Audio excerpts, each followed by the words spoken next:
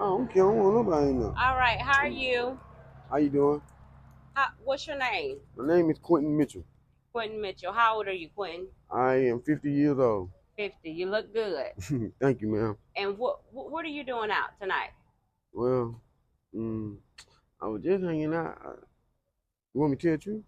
I Please. was out here, selling me some drugs, try to cause I'm homeless, sell some drugs to try to keep me from not being homeless, so I can buy things to eat. Buy wash powder, wash my clothes. To help myself. That's what I Yeah. was doing. Where are you living now? I stay right down there by the smoke shop. I stay in a tent. Okay. How long have that been your situation? About 3 years now?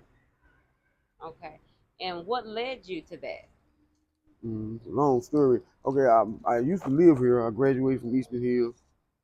I got a call from one of my kids' mother, but my daughter had ran away. And she said that she was out selling her body and she was shooting up drugs. So I left home from Shreveport and came out here immediately to help find my daughter. Stayed out here till I found my daughter because I wasn't going to leave until I found her. By the time I found her, I had already lost my job and everything. So that's how I became homeless out here. You couldn't get another job? I mean, at the time I didn't have, I was staying right up the street at the homeless shelter. Somebody had stole all my clothes because I just came down for that. Somebody stole all my clothes, all my shoes. All my stuff was stolen, so I had to wait to try to get things back, clothes and all my identity and all that. So they helped me down there get it, but they moved so slow. Yeah. But I finally got everything now. Have you tried to get some type of assistance from an Yes, organization? I am in the housing program, so I go check in every week. So I'm just waiting on that to come through, and I also try to go out and do certain different things. I go do it. I work at a temporary service right up the street to try to also help me to provide for myself, so I won't have to be out here in the street selling so many drugs. Yeah. What's the status of your daughter right now? How is Oh, she? come to find out, my daughter was okay. Okay. It was all a lie. She wasn't shooting up, and right now she's actually doing good. She That's good. got back on track, and she went on and graduated, and she really going to college right now. She's taking college courses. How old is she? She's 22. Okay, That's my she's youngest. Yeah. your youngest. Okay. What um what would you like to see happen in your life right now?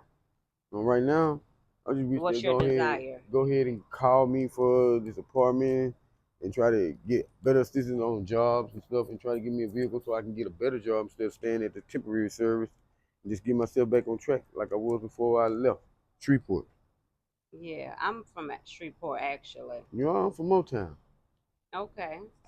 Went to Hunter. I'm not Hunter. I didn't go to Hunter. My grandma was a cook in Huntington. But the last school I went to was Bethune.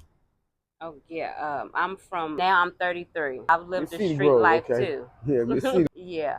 How was your childhood? Was it okay? Is there anything that you remember particularly? Man, I grew up in Illinois projects. So You were an outside boy. yeah, so I had a lot of friends and stuff. My mama was actually out here becoming going to nursing school. That's how I actually ended up being coming to Fort Worth. But I was raised by my grandmother, and so I was mad because my cousin them had their mama Yeah. and daddy, and I was mad because I didn't have my mama and daddy, so I acted out kind of badly a lot. I used to get in a lot of fights and stuff and do Which a is lot of rebellious normal. things, huh? Which is normal. Did you feel kind of abandoned a little bit? Yeah, I did because my grandma wasn't able to buy me the clothes like my cousin them had, cause they had their mom and daddy. So I had the little messed up clothes, and I used to get laughed and talked about and teased. So that also caused me to be in a lot of the fights I had. Yeah. Did it kind of influence your self-esteem, how you felt It made about me feel yourself? bad because I couldn't do it for myself. So it made me feel bad when they talked and laughed about me. Yeah. Where were your parents, if you don't mind me asking? When my dad was in Mansfield, Louisiana. My Mhm. mom had came here with some other guy. My mom and dad didn't stay together long. 'Cause my dad worked on the railroad. He was gone a lot, and then when he was at home, he drank a lot. So that wasn't good. There was. Okay. So my mom ended up leaving him, and she met this other guy. That's how she ended up out here going to nursing school. Okay. If there was a viewer watching this, how would you encourage them? What would you tell them? give them some type of advice or I would tell encouragement? them to listen to their mom or their grandmother or whoever they living with. Always listen to grown-ups. I mean, and never disrespect your parents or nothing. 'Cause my mom and my dad, they deceased. And nothing like your mom and your dad, your parents, well, especially if they're there providing for you and helping you, doing the best they can. So always be respectful. Make sure you go to school because you need to go to school to finish because you really need that high school diploma. And try not to make the wrong decision and always think before you do make a decision. Because thinking before you make a decision it really matters. It really matters because I found myself thinking before I react to a lot of things and it really saved my life. Just gotta be smart and just gotta try to always do the right thing. And remember, it is a God and He's there for you. He never will leave you or abandon you. Just always put God in your life. I don't care whatever it is you do. If I sell drugs, I ask God to protect me not to get caught. I mean, I just ask God for help with everything I do in my life, no Do matter you what it is. do you kind of feel bad when you sell drugs, the effects that it have on people? Do you feel bad? Do you have kind of like a mental thought about that I sometimes? did sometimes, but I mean, I done it so long, it doesn't even matter no more. I mean, as long as it's helping me keep myself Money in your pocket? and not having to ask nobody for nothing or beg for anything, I mean, Do you you think gotta it's the right survive. thing to do to kind of give people poison? No, I don't think it's the right thing to do, but You kind of just like, you got to take care of you right now? I still got kids that asking for things. I mean, I don't want to be able to tell my kids no. I mean, I'm only working part time at the temporary center. I'm trying to get full time. And I just got to do what I can until something better come.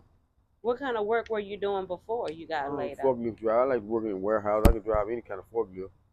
Okay, okay.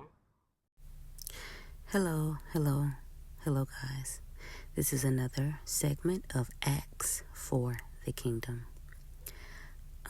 This was a good interview. I interviewed this guy, and he was from the same hometown that I was from, Shreveport, Louisiana.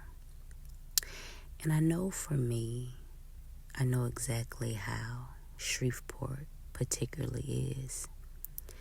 And for him, he did not have a fair start. I know that he mentioned that he said that he had low self-esteem from the type of clothes that he used to wear due to people misjudging him, making fun of him, and teasing him.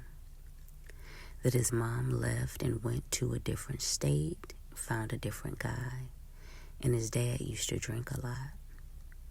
Did your parents divorce at a young age? Did you grow up in a broken home? Well, I pray for you, and I also pray and intercede for him. And I pray that the Lord bridge the gap. He heals you from your pain. He heals you from your childhood trauma.